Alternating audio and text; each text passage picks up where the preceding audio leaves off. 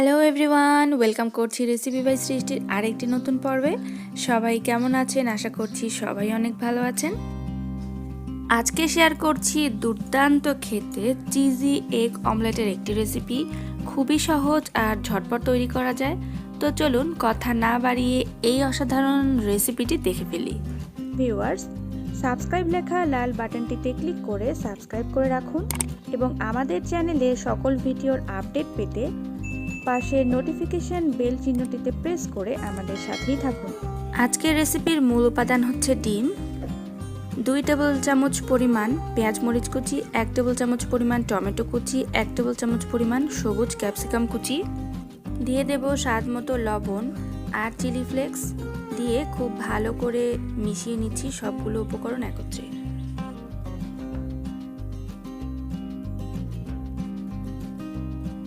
এবার চুলায় একটা ফ্রাই প্যান বসিয়ে তাতে পরিমাণ মতো তেল নিয়ে নিচ্ছি এবং তেলটা গরম হয়ে আসা পর্যন্ত অপেক্ষা করছি। তেলটা গরম হয়ে আসলে ডিমের মিশ্রণটা ফ্রাই প্যানে দিয়ে এটা 3 মিনিটের জন্য ঢাকনা দিয়ে ঢেকে ফ্রাই করে নেব। প্রায় 3-4 মিনিট পরে ঢাকনাটা তুলে নিচ্ছি আর এর উপর দিয়ে দিচ্ছি 5-6টার মতো পুদিনা পাতা।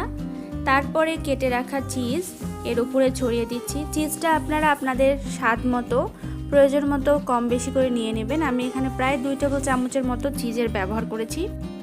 এবার সাইডগুলোকে একটু নাড়াচাড়া করে আলগা করে নিচ্ছি। তারপরে ডিমটাকে আমি একটা ভাঁজ দিয়ে নেব।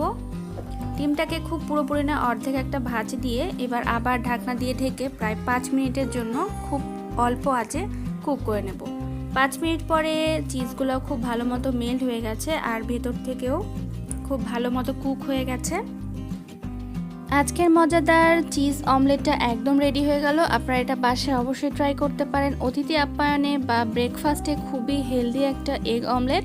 তো ভিউয়ার্স, আশা করছি রেসিপিটা খুবই সহজ আর ইজি লেগেছে।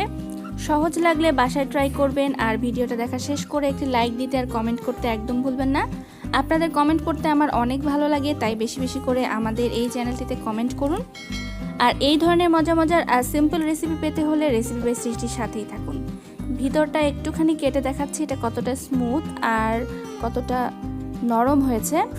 তো আশা করছি ভিডিওটা দেখার সাথে সাথে আমাদের চ্যানেলটি সাবস্ক্রাইব করে দিয়ে আমাদের সাথেই থাকবেন। সবাইকে অনেক ধন্যবাদ।